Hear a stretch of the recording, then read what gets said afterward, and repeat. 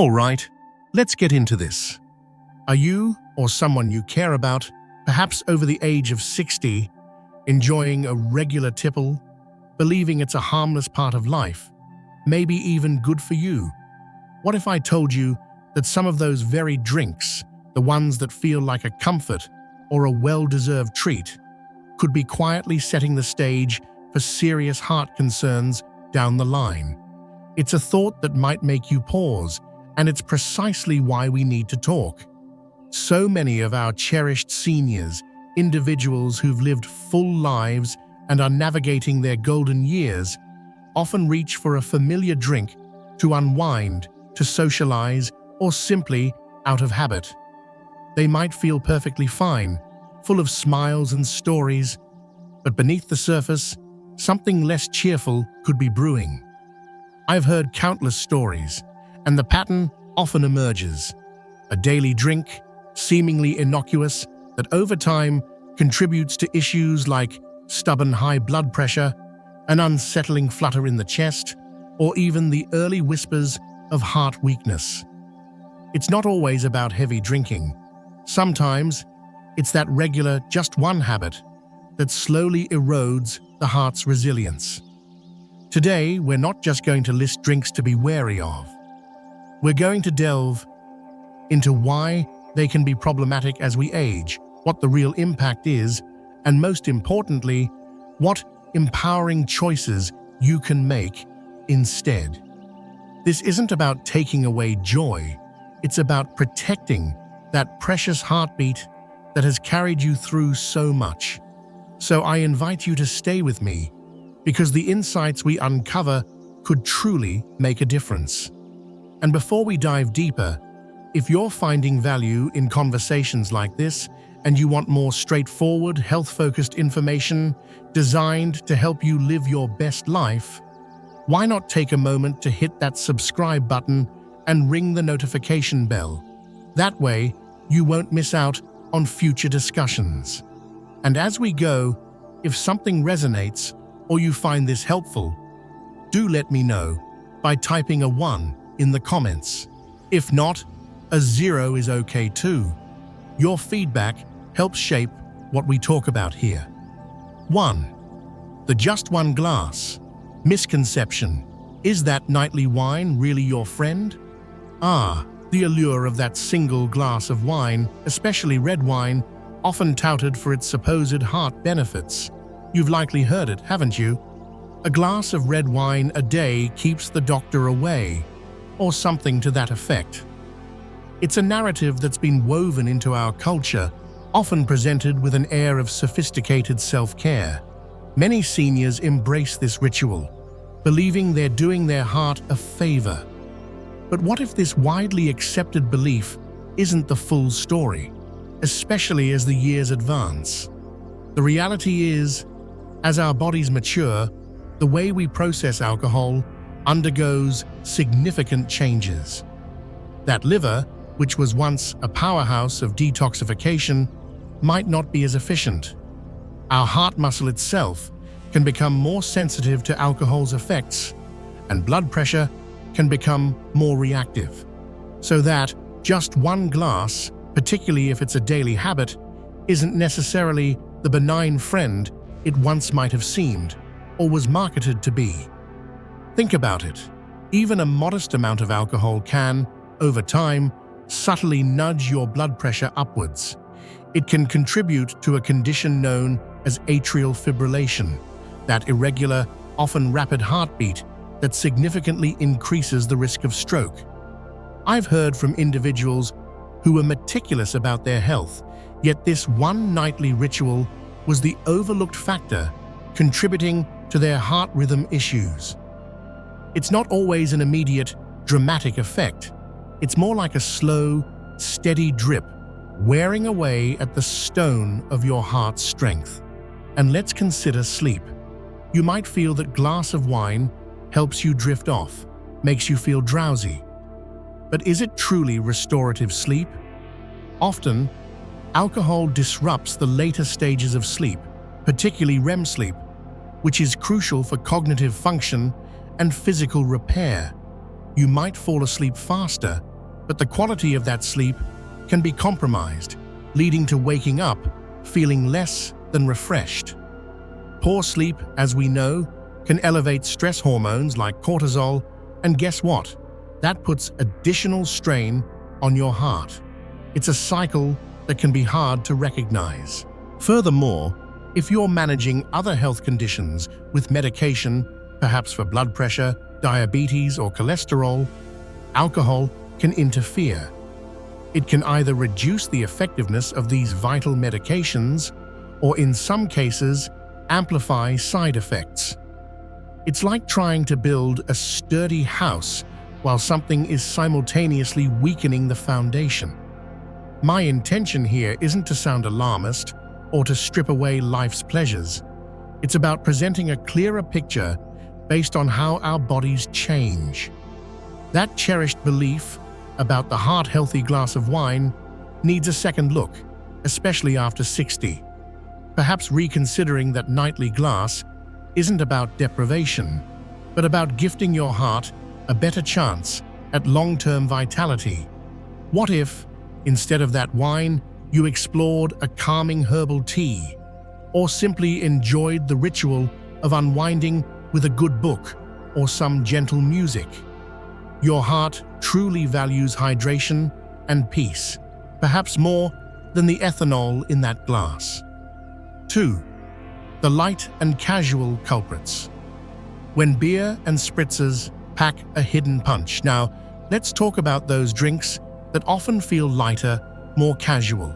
A cold beer on a warm day, or perhaps a seemingly innocent spritzer. They don't have the gravitas of a strong spirit or the medicinal aura of red wine. They're often associated with relaxation, social gatherings, and an easygoing lifestyle. Many seniors reach for these, thinking they're making a less impactful choice. But could these lighter options be deceiving your heart? The truth is, even beverages that seem low in alcohol or light can contribute to health challenges, especially when consumed regularly. Take beer, for instance. It's often packed with calories and carbohydrates that your body, especially as it ages and metabolism naturally slows, can readily convert into visceral fat. That's the stubborn belly fat that wraps around your internal organs.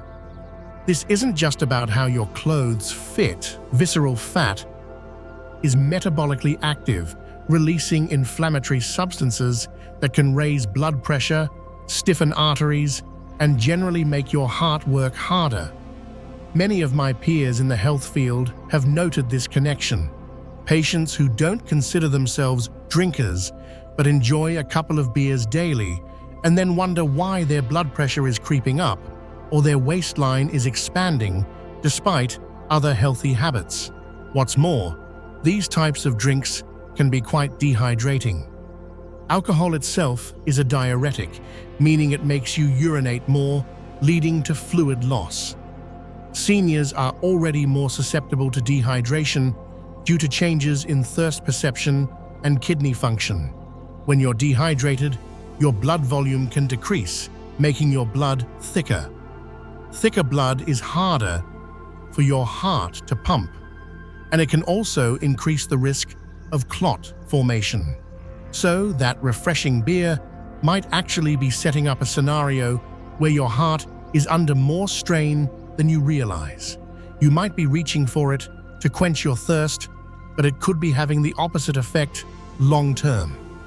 And then there are the spritzers, or light mixed drinks. While they might feel less potent, they can still contain hidden sugars or artificial sweeteners. And the alcohol content, while perhaps lower per serving, can add up if you're having several. It's easy to lose track. The casual nature of these drinks can sometimes lead to more frequent consumption than one might intend.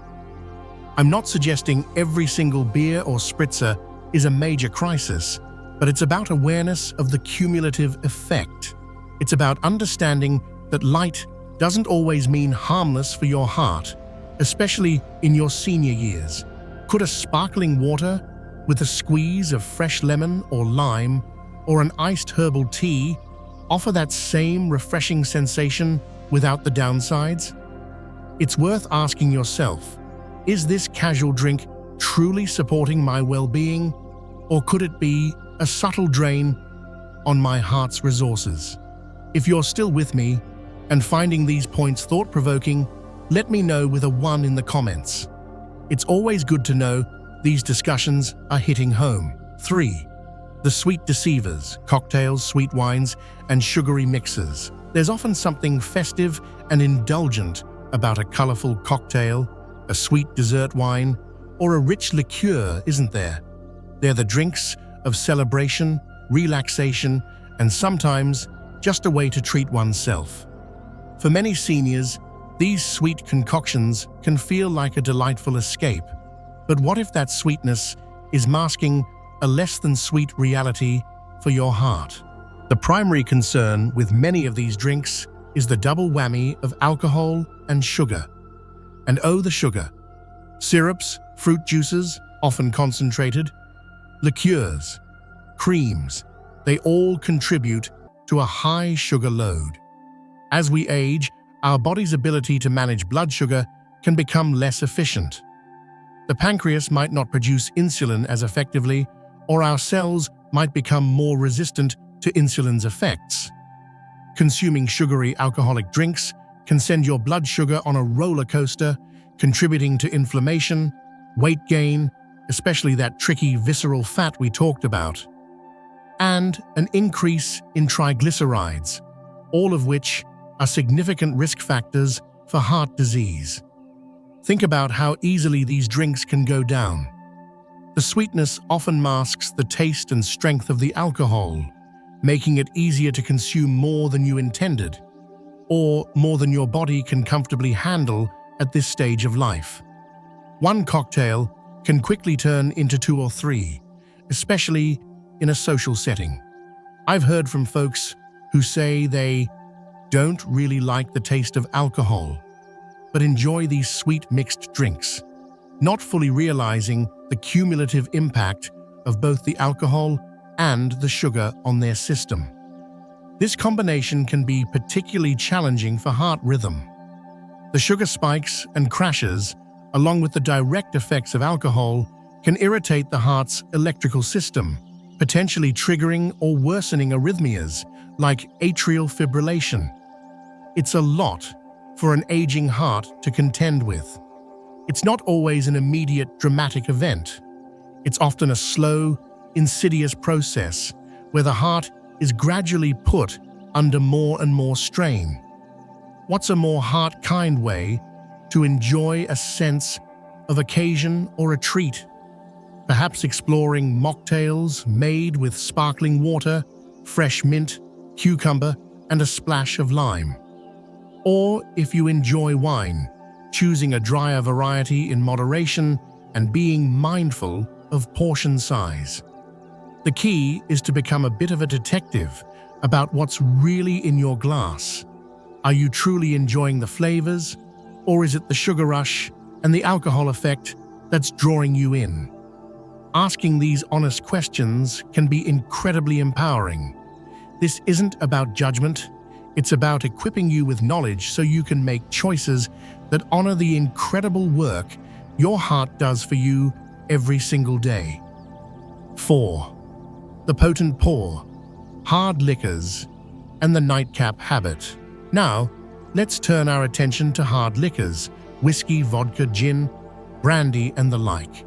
These are often seen as straightforward, no-nonsense drinks. For some, a small measure is a long-standing ritual, perhaps a way to take the edge off, or a quiet nightcap to supposedly aid sleep. There can be a certain stoicism associated with these spirits, but when it comes to an aging heart, even a small amount of these concentrated alcohols can pack a potent punch. The primary issue here is the concentrated nature of the alcohol. It hits your system faster and can cause more abrupt changes. For instance, hard liquor can cause a rapid constriction of blood vessels, leading to sudden spikes in blood pressure. For a cardiovascular system that might already be dealing with arteries that are less flexible due to age, these sudden surges can be particularly stressful and potentially dangerous. I've known of instances where a seemingly modest indulgence in spirits has been linked to episodes of chest discomfort, dizziness, or even transient ischemic attacks, mini-strokes, in older individuals. And what about that nightcap intended to bring on sleep? This is a particularly deceptive trap. While alcohol, especially a strong spirit, might initially make you feel drowsy and help you fall asleep, it significantly disrupts the quality and architecture of your sleep. As we touched upon earlier, it especially interferes with REM sleep, which is vital for cognitive restoration and cardiovascular health. Furthermore, as the alcohol wears off during the night, you can experience a rebound effect, leading to wakefulness, a racing heart, or even night sweats. So, the very thing taken to promote rest can end up doing the opposite, leaving you feeling fatigued and putting extra strain on your heart as it tries to cope with this disrupted pattern. It's a cycle that can be incredibly difficult to break because the immediate drowsiness feels like it's working. Moreover, hard liquors can have more pronounced interactions with medications. Because they are so concentrated, their impact on liver metabolism and how your body processes medications can be more significant. This is a crucial point, as many seniors are on medications for various conditions, including heart health, blood pressure, or diabetes. The last thing you want is for your relaxing drink to undermine the vital work your medications are doing. If you're using alcohol, particularly spirits, as a way to manage stress, anxiety, or sleep issues, it might be a sign that it's time to explore healthier, more sustainable coping mechanisms. Could a conversation with your doctor about sleep hygiene or exploring relaxation techniques like deep breathing, meditation, or gentle stretching before bed be more beneficial? Your heart doesn't need the jolt of hard liquor or the false promise of an alcohol-induced slumber. It craves genuine rest and consistent, gentle care. Asking yourself, is this truly serving my long-term health? Or is it a short-term fix with long-term costs? Can be a very powerful first step. So we've journeyed through some common types of alcoholic beverages and why they might not be the best companions for your heart, especially as you navigate your senior years. The recurring theme isn't that all enjoyment must cease, but that awareness and mindful choices become paramount.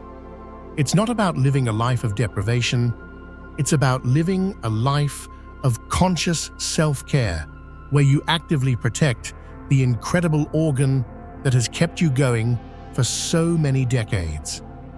As a health advocate, I've seen countless individuals make positive changes, even later in life, that have had a profound impact on their well-being. The human body has an amazing capacity for healing and adaptation, but it does need our cooperation. Sometimes, the habits we've carried for years, the ones that feel familiar and comforting, are the very ones that need a gentle re-evaluation. That daily drink, that weekend indulgence, it all adds up, and the damage can be silent and slow until one day it's not. But here's the empowering truth. Every single day offers a new opportunity to make a choice that supports your heart. It doesn't require a massive overhaul overnight. Small, consistent changes can ripple outwards, creating significant long-term benefits. What does this look like in practice? First, honest assessment. Take a truly honest look at your drinking habits. Not with judgment, but with curiosity. How much are you really drinking? And how often? Sometimes, just tracking it for a week can be eye-opening. Second, open conversation. Talk to your doctor. Be frank about your alcohol consumption. They can provide personalized advice based on your specific health profile, medications, and risk factors. They are your partner in health, not a source of shame. Third, prioritize hydration. So often, we reach for other beverages when what our body truly craves is water. Make water your primary drink. Carry a water bottle, infuse it with fruit for flavor if you like, but keep those fluids up. Proper hydration is fundamental for heart health. Fourth, explore alternatives. We've touched on this, but actively seek out and experiment with non-alcoholic alternatives that you genuinely enjoy. There's a whole world of flavorful herbal teas, sophisticated mocktails, infused waters, and even non-alcoholic beers and wines that have come a long way. Fifth, find healthier coping mechanisms. If alcohol has become a crutch for stress, loneliness, or sleep, it's crucial to find healthier ways to manage these very real challenges. This could involve physical activity, mindfulness practices, social engagement, pursuing hobbies, or seeking professional support if needed. This journey isn't about giving up things, it's about gaining more healthy years, more energy, more mental clarity, more quality time with loved ones, and a heart that's thriving, not just surviving. Your heart has worked tirelessly for you. Now, it's asking for your mindful consideration in return.